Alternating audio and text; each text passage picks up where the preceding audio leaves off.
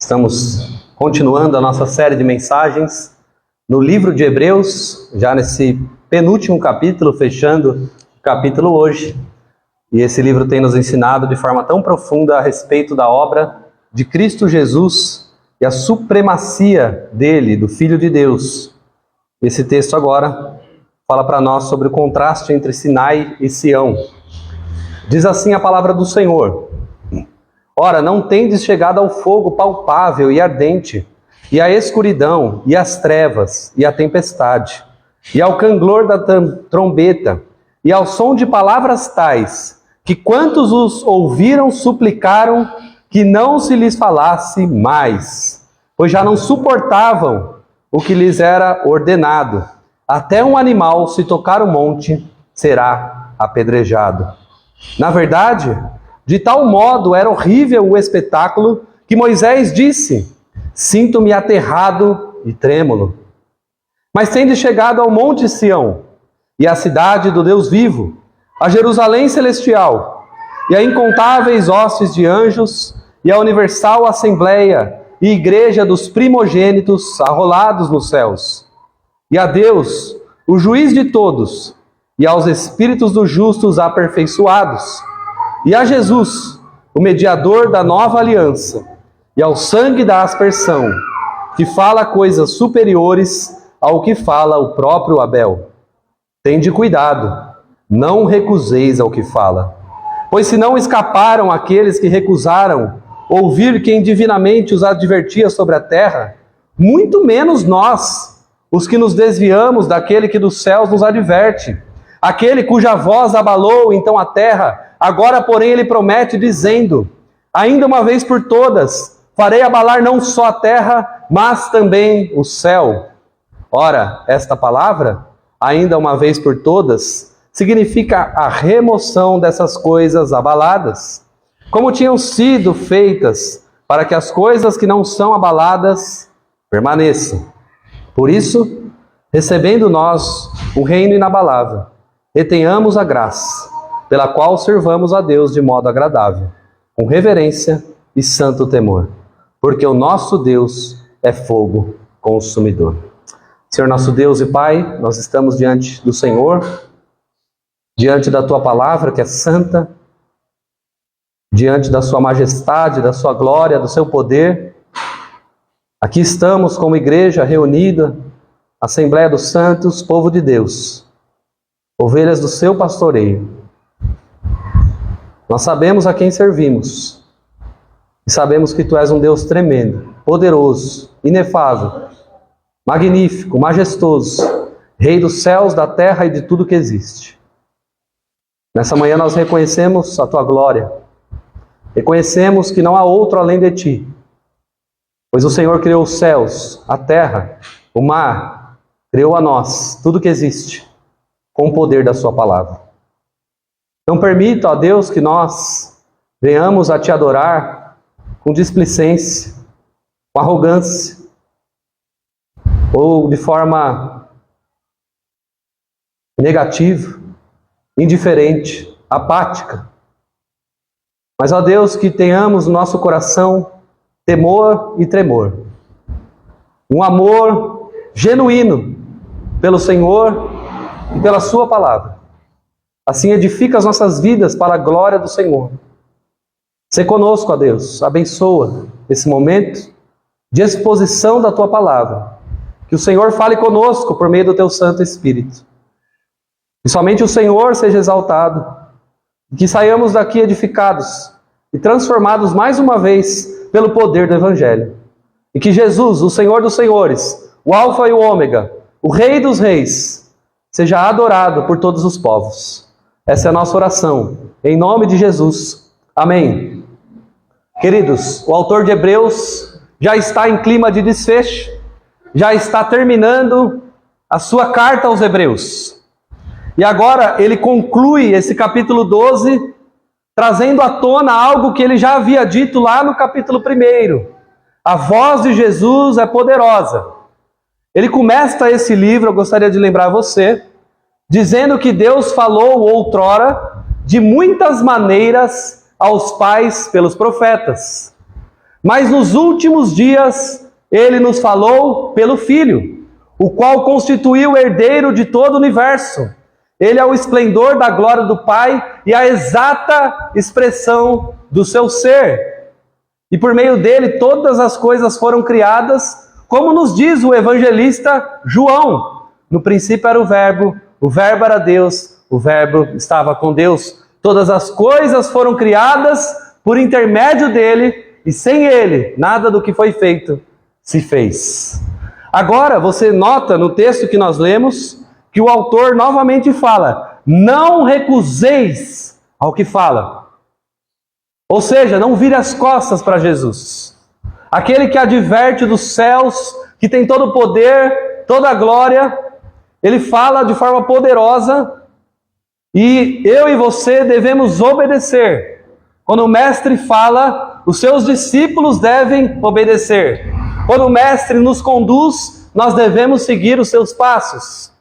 E você lembra que os leitores desta carta eram judeus convertidos ao Evangelho, a Jesus Cristo, e por causa da perseguição do primeiro século, eles estavam sendo tentados a voltar atrás, a abandonar Jesus e voltar ao judaísmo. O autor de Hebreus, inspirado pelo Espírito Santo, adverte, exorta e diz, vocês não podem fazer isso.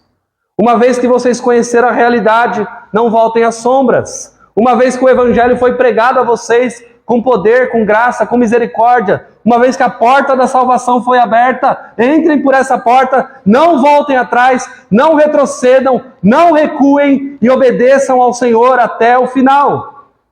Mas o autor de Hebreus também sabia que ali naquela igreja, aquele povo, haviam dois grupos. Havia um grupo de entusiastas que uma vez ouviram e quiseram obedecer, mas por causa da perseguição, da dificuldade, por causa da apatia espiritual, da estagnação, voltaram atrás. E o autor de Hebreus fala de forma direta, viu? Se não houver arrependimento genuíno, não haverá mais salvação para vocês.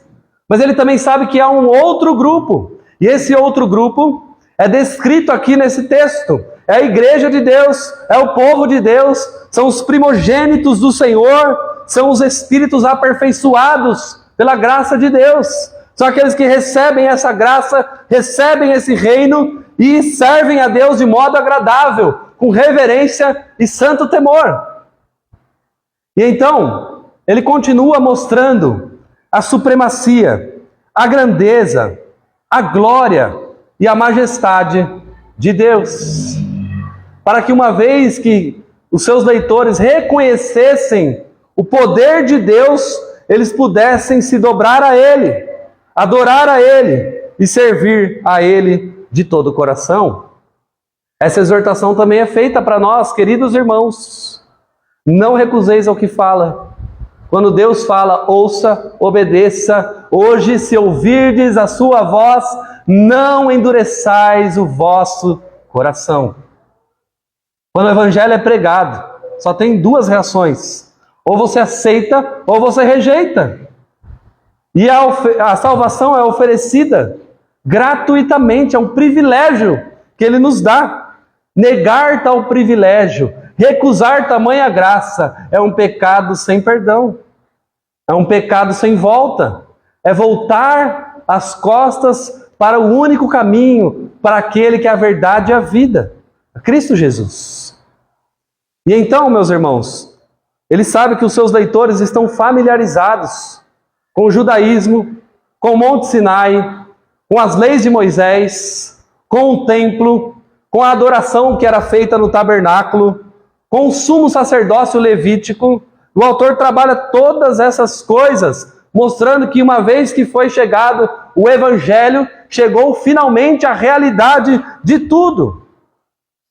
E no capítulo 12, gostaria de lembrar vocês, ele começa falando a respeito da nuvem de testemunhas. Depois de expor os heróis da fé, no capítulo de número 11, agora ele diz, visto que temos uma grande nuvem de testemunhas, e ele nos exorta, corramos com perseverança a carreira que nos é proposta. Como? Olhando para Jesus, o autor e consumador da nossa fé.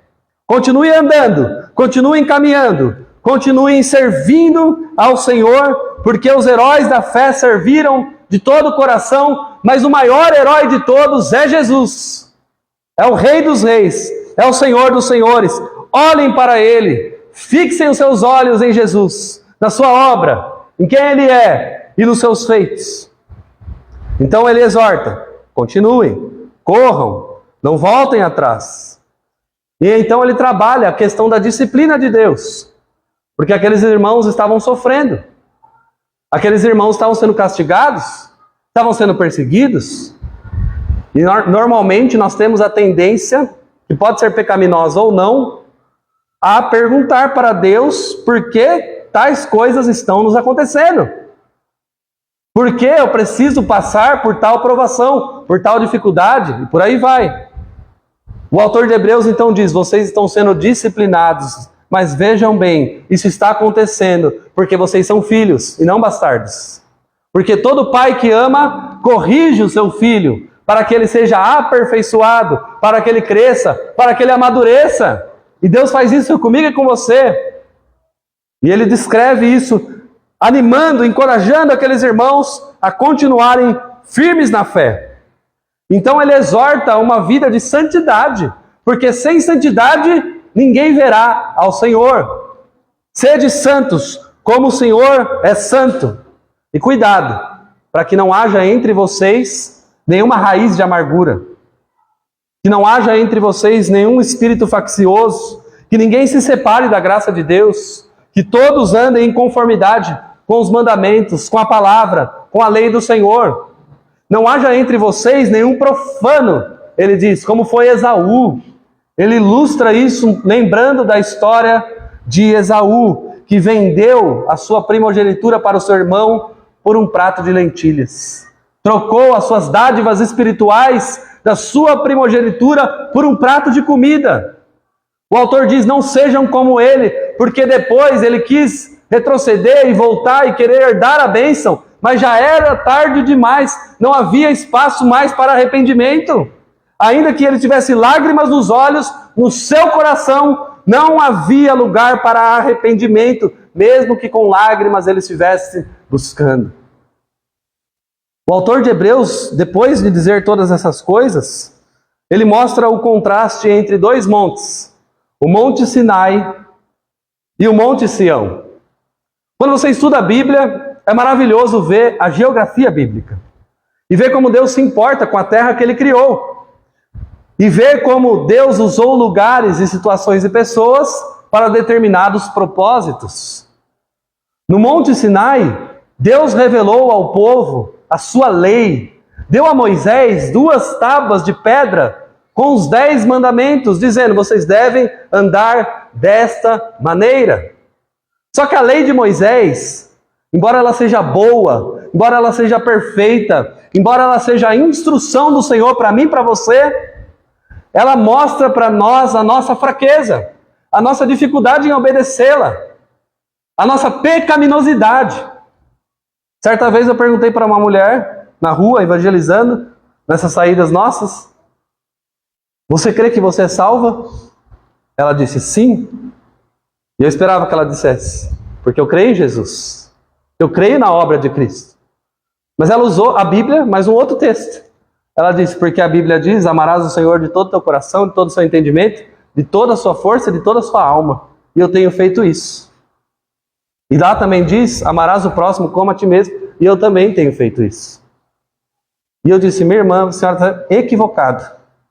Porque muito embora a ordenança para nós seja essa, o nosso pior problema é que a gente não consegue obedecer esse mandamento na totalidade. Cá entre nós, quem de fato tem colocado, veja essa semana, os seus últimos dias, o Senhor como o mais alto e supremo ser da sua vida em todas as suas ações indistintivamente? Sejamos sinceros. Quem tem amado ao Senhor aqui, como Ele é digno de ser amado, de ser adorado? Quanto do seu tempo, dos seus recursos, da sua vida você tem dado a Ele? Esse é o padrão que Deus exige de nós. Mas o mesmo Deus que exige esse padrão, Ele fala, vocês não estão conseguindo atingir esse padrão. Esse é o padrão, mas vocês se desviaram do padrão por causa do pecado, por causa da malignidade no coração de vocês, mas não vos preocupeis. Tem um plano. Creiam no Filho. Creiam em Cristo para a salvação. Ah, mas então não é válido esses mandamentos? Sim. Nosso desejo é buscar e crescer e sermos aperfeiçoados neste amor. Tanto ao próximo também, como a nós mesmos. Servindo ao Senhor. Por isso, deve haver em nós uma progressão na fé, na nossa caminhada. Mas além disso, eu e você precisamos estar cientes que nós precisamos do Evangelho, porque a lei é um padrão alto demais para que nós consigamos ser salvos. Pelas obras da lei, ninguém vai ser salvo. O apóstolo Paulo diz, e essas são as boas novas de salvação do Evangelho. Eu não consegui cumprir, mas Jesus Cristo veio, teve uma vida perfeita e Ele cumpriu no meu lugar. Ele é a nossa justiça. Esse deve ser o nosso brado de vitória. Cristo conseguiu, Cristo consumou, Cristo pagou o preço. O castigo que nos traz a paz estava sobre Ele. Está consumado, está feito. Não há mais condenação para todo aquele que crê. Mas, Senhor, mesmo eu sendo um salvo, a minha oração é: me ajuda a crescer, me ajuda a ser mais parecido com Jesus, me ajuda a te amar mais. Coloca esse amor no meu coração, para que ele cresça, para que eu ame a Ti e ame ao próximo como eu deveria. E é por isso, meus irmãos, que aqui no nosso texto, o autor mostra o contraste entre Moisés e Cristo, entre o Monte Sinai e o Monte Sião, entre a lei e o Evangelho. A lei foi nosso tutor, nosso guia, até Cristo. A lei é um espelho que mostra a nossa fraqueza. E ao ver tal fraqueza, a gente precisa de um Salvador. É aí que entra o Evangelho.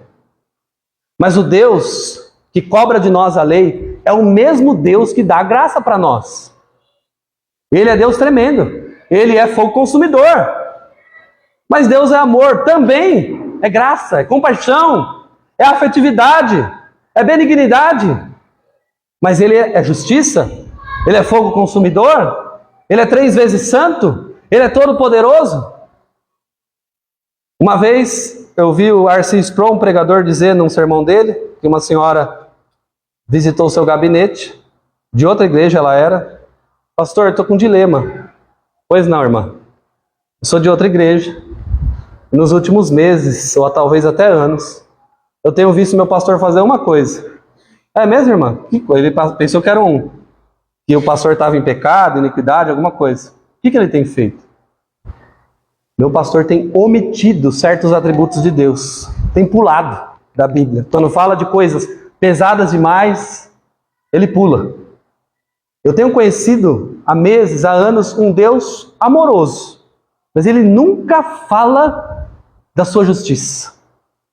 Isso é uma característica dos falsos mestres, irmãos. Um falso mestre nunca vai falar da justiça de Deus.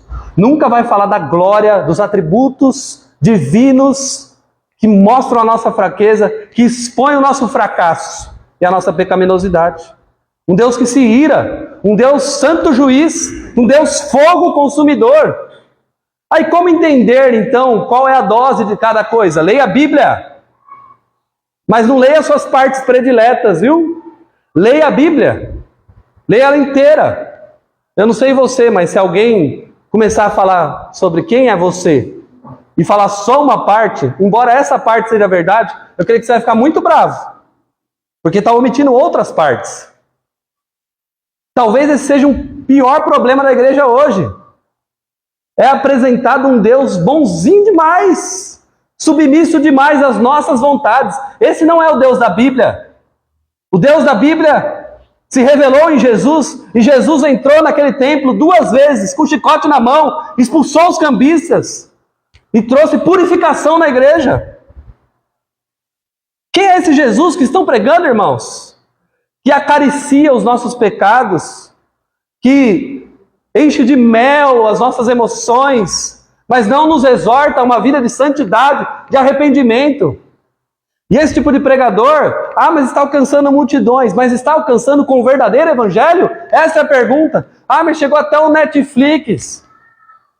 Mas será que se apresentar um Deus santo, justo, tremendo, magnífico, o povo lá de fora vai querer ouvir? Não! Não!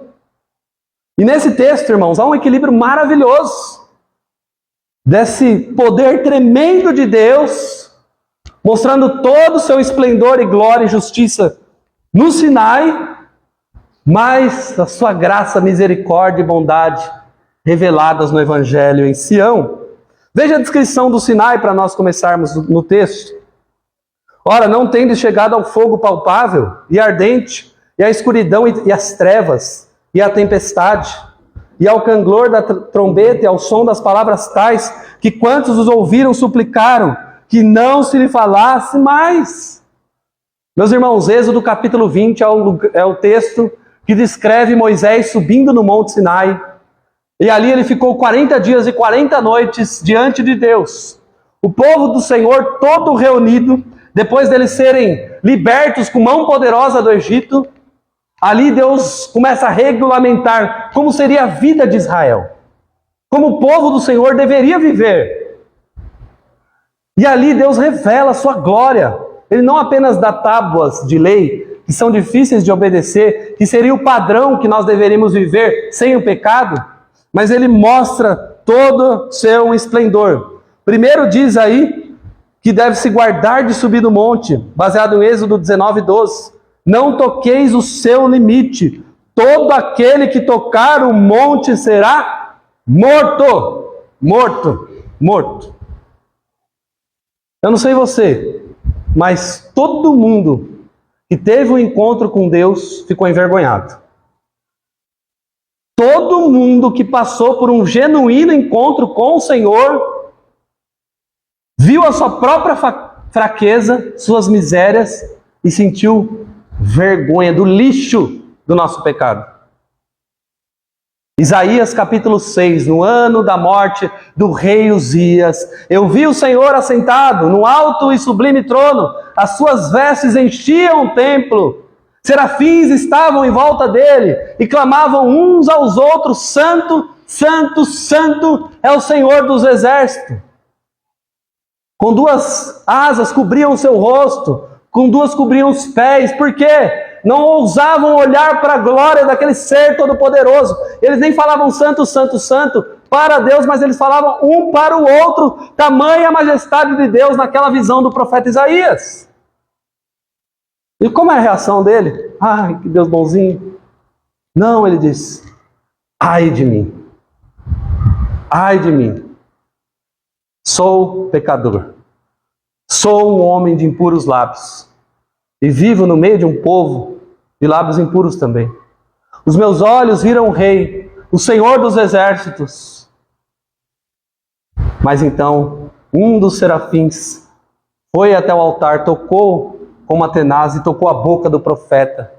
E purificou e disse: seus lábios estão purificados, o seu pecado está perdoado.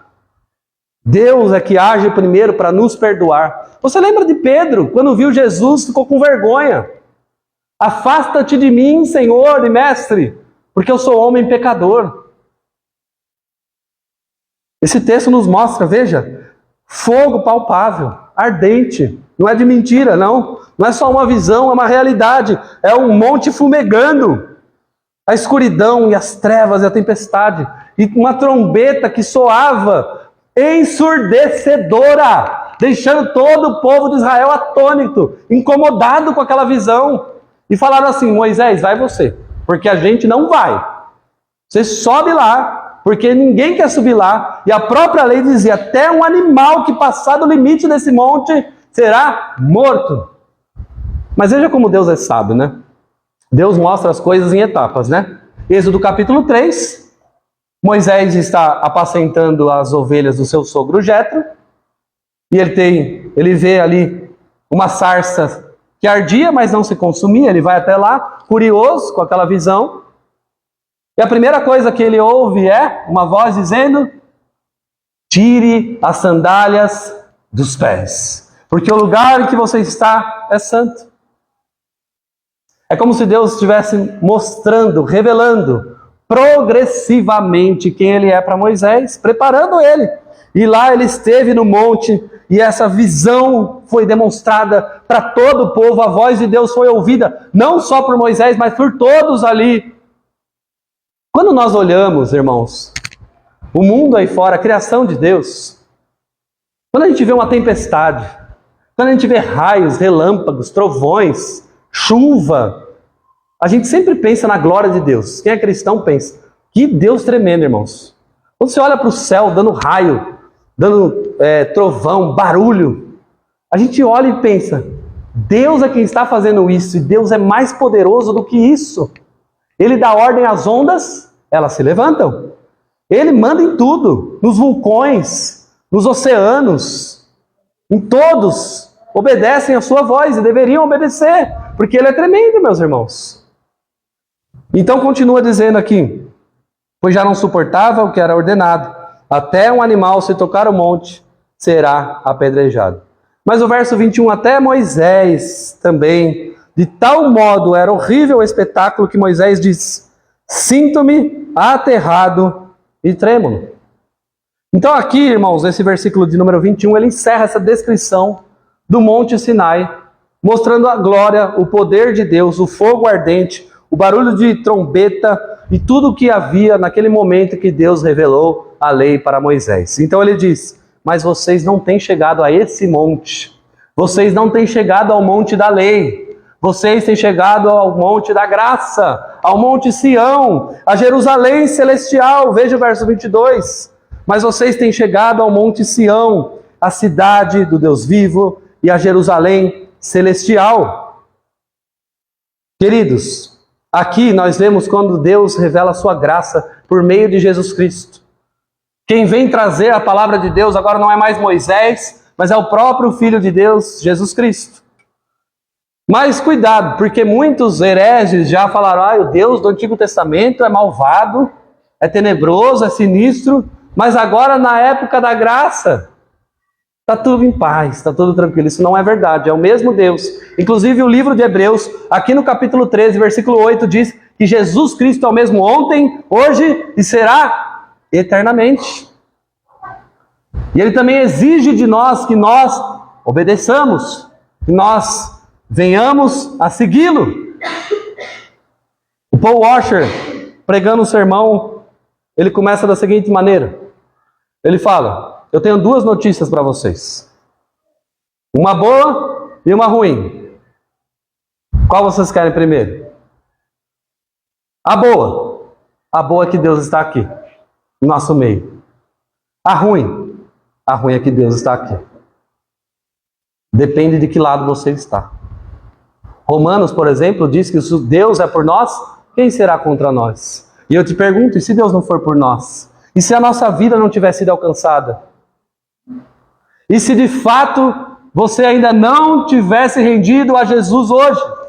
Você crê que hoje, se você morrer, você vai para a glória, você vai para o céu, você vai ver Jesus, o paraíso de Deus, a cidade celestial? Você precisa ter segurança disso. E se houver um caminho mau no seu coração, peça para o Senhor que venha administrar essa graça ao seu coração.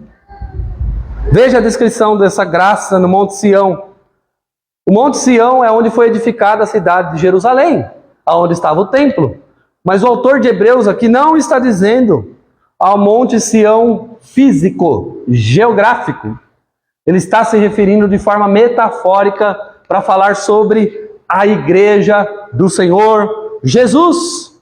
E olha como ele descreve: é a cidade do Deus vivo. Deus está no nosso meio, Deus é vivo, Deus é poderoso, Deus está conosco. Ele nos preparou uma cidade, Ele nos preparou um lugar. Mas eu não cheguei lá ainda. Eu não alcancei ainda o final.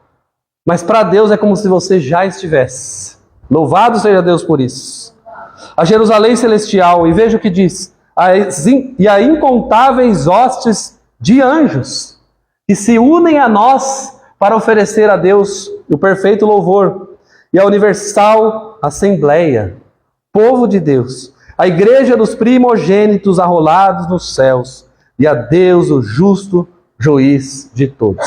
Queridos, aqui é uma das melhores descrições da igreja no Novo Testamento. Isso aqui somos nós. Somos o povo de Deus, a Jerusalém celestial. E o juiz de todos está no nosso meio. Nós somos a igreja dos primogênitos. Aí você pode se perguntar, mas como que esse texto diz que na igreja, todos são primogênitos, se primogênito é só o primeiro que chega, na verdade? A ideia que está aqui nesse texto é: Jesus é o primogênito, Jesus é o nosso irmão mais velho, e ele compartilha a sua herança conosco. Diferente de Esaú, que desprezou a sua primogenitura, Jesus, o homem perfeito, compartilha conosco as suas dádivas, a sua herança com o Pai Celeste. Por isso que todos nós somos primogênitos, porque nós estamos em Cristo Jesus. E ele diz aí que também que é a igreja dos primogênitos arrolados nos céus. É o hall de membros, irmão. Hall de membros, toda igreja tem né? Um papel, que seu nome está lá. Se você é membro dessa igreja, o seu nome está lá arrolado no hall de membros. Ou se você é de outra igreja, vai estar lá. Aqui não está falando desse hall de membros. Aqui está falando do livro da vida, irmãos. Aqui está falando do hall de membros celestial. Se você crê em Jesus, o seu nome está escrito no livro da vida.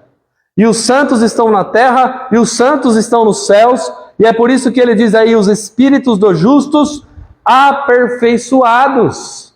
Por quê? Uma vez que nós morremos, temos o nosso estado de aperfeiçoamento total, sem pecado. Estamos sendo aperfeiçoados aqui, e lá seremos aperfeiçoados finalmente. Mas o verso 24 diz: a Jesus, mediador da nova aliança. É nele que nós estamos. E o seu sangue foi aspergido sobre nós, emplacando a ira de Deus sobre o seu povo. Essa é a graça tamanha que nós estamos vivendo com o Senhor. E esse sangue fala mais alto do que o próprio Abel. Irmãos, Abel foi o primeiro mártir da história, é o primeiro herói da fé que aparece no capítulo 11. E vocês sabem que o seu irmão Caim o matou, o assassinou. E quando Deus vai falar com Caim, ele fala: o sangue do seu irmão clama da terra, por vingança, por justiça. Mas o sangue de Jesus, diferente do sangue de Abel sobre a terra, quando as gotas caíram da testa e das costas de Jesus, escorreram na terra do Calvário, do Gólgota, 2000 anos atrás, a justiça foi feita de uma vez por todas. A paz foi trazida entre os homens. Por isso que fala de coisas superiores, não fala só de vingança, mas fala de amor, de paz, de alegria, de felicidade, de bem-aventurança e de justiça. Dessas coisas tremendas que nós mal conseguimos compreender é que fala o sangue do nosso Salvador. Abel foi um tipo de Cristo, inocente, morrendo na mão de um culpado. Mas Cristo é a realidade. Ele morreu por nós na cruz do Calvário, verteu seu sangue. E esse sangue fala coisas superiores que sequer nós imaginamos, queridos irmãos. Nós achegamos a esse mediador, a esse Cristo, a esse Mestre, ao único Senhor e Salvador. Por isso ele diz, verso 25, cuidado, não recuseis ao que falo. O autor está dizendo, se lá atrás os que não deram ouvidos à lei, desobedeceram, foram tragados no deserto, será ainda pior. É como se ele estivesse dizendo, quanto maior o privilégio, maior a responsabilidade. O tamanho do privilégio que nós temos, irmãos, de sermos povo de Deus, de sermos ovelhas de Jesus, de participarmos dessa igreja dos primogênitos arrolados nos céus. Não recuseis ao que fala, porque se aqueles não escapavam, muito menos nós, porque agora ele nos adverte dos céus. E ele cita uma promessa aqui, escrita lá no profeta Ageu, verso 26, ele diz: aquele cuja voz abalou então a terra, agora porém ele promete dizendo: ainda uma vez por todas farei abalar não só a terra, mas também os céus. Do que ele está falando, irmãos? Da volta de Jesus. Quando Jesus voltar, a voz do leão da tribo de Judá vai estremecer a terra. O Monte Sinai tremeu quando Deus se manifestou lá, mas foi num lugar limitado, foi naquele monte, naquela montanha. O autor de Hebreus está dizendo, quando Jesus voltar, todo o globo terrestre será impactado apenas com a voz de Jesus. Tudo irá tremer, tudo irá passar, tudo será engolido pela glória do Senhor Jesus. Ele fala com a voz de muitas águas, com todo o poder. Ele é o Cordeiro de Deus, mas ele é o leão da tribo de Judá, irmãos. Ele vai trazer justiça para a terra. Quando? Não sabemos. Compete ao Pai. O que compete a nós? Não nos desviemos do Evangelho. Não deixemos de ouvir a voz da verdade. Como que eu faço isso? Eu vou dar uma lição muito prática, muito fácil. Abra sua Bíblia. Leia os Evangelhos. Pega um caderno em branco. E anote tudo que Jesus ensina. Tudo. Coloque em algum lugar visível. Coloque no seu celular dando despertador. Notas, qualquer coisa. E obedeça a Jesus. Não tem desculpas. Não tem atalhos. Para eu obedecer, eu preciso primeiro conhecer. Para eu conhecer, eu preciso ler. E para que a obediência seja de todo o coração, eu preciso internalizar o Evangelho. Eu preciso ouvir Jesus. Eu preciso ter a mente de Cristo. Eu preciso que Ele guie os meus passos todos os dias. Leia tudo a respeito de Jesus. Tudo. Conheça Jesus. Todo Ele. Não pegue só umas partes. Veja quem Ele é. Viva o Evangelho. Sirva a Ele de todo o coração.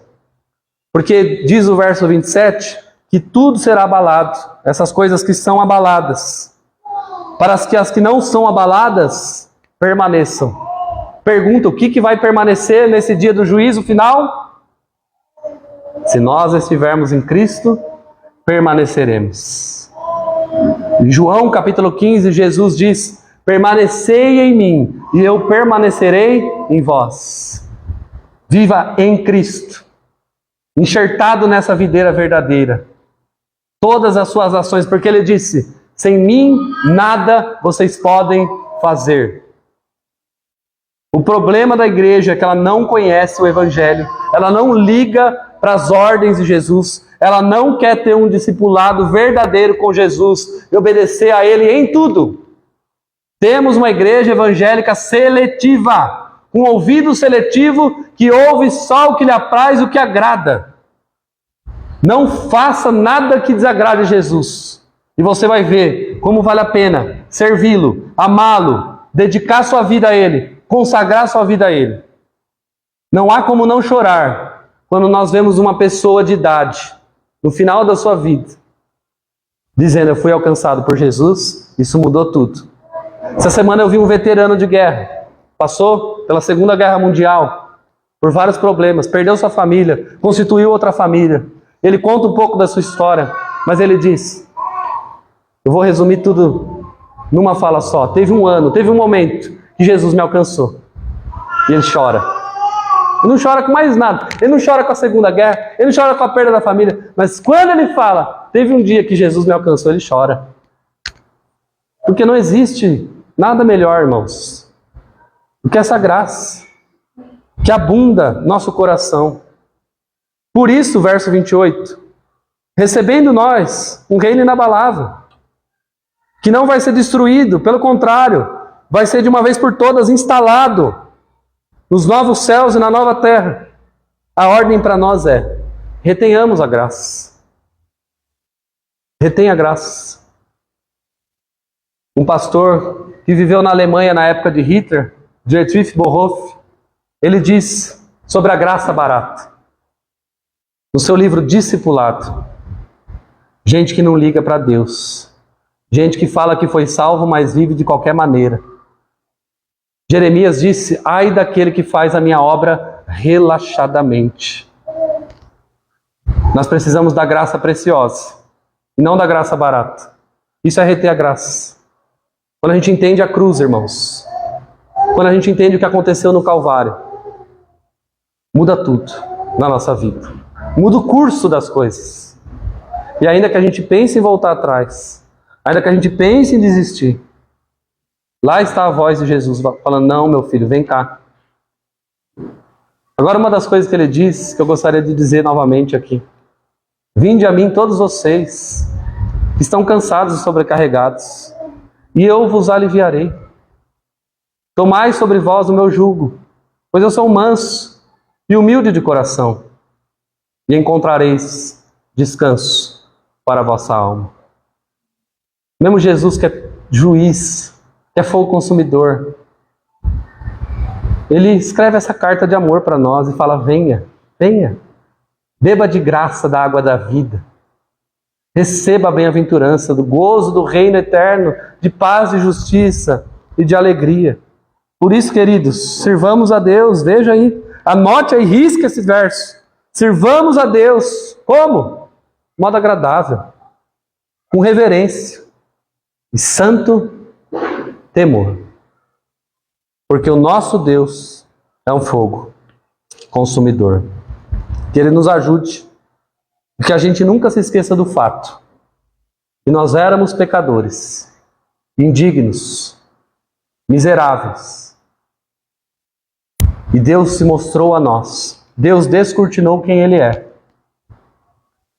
E ao vermos o tamanho do seu poder e graça, vimos também as nossas luxúrias, as nossas concupiscências, o nosso coração que é enganoso e extremamente corrupto.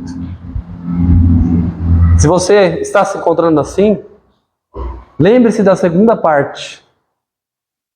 Ele vem até você, ele te dá uma carta de amor e fala: venha, sirva-me, se arrependa, creia no Evangelho, e você será salvo, tu e a tua casa.